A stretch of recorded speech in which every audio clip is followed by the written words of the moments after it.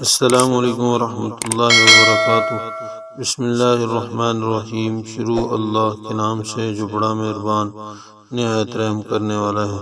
دوستو، آج کا سوال یہ ہے کہ کیا بغیر وضو اور غسل جنابت کی حالت میں نماز پڑھنے سے انسان کافر ہو جاتا ہے یا کہ نہیں؟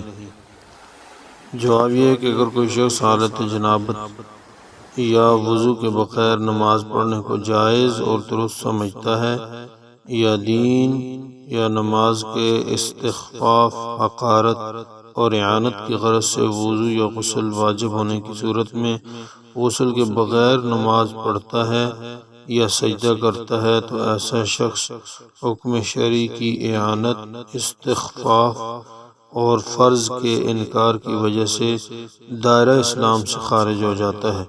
اس پر تجدید ایمان اور شادی شدہ ہونے کی صورت میں تجدید نکاح کرنا بھی لازم ہوگا۔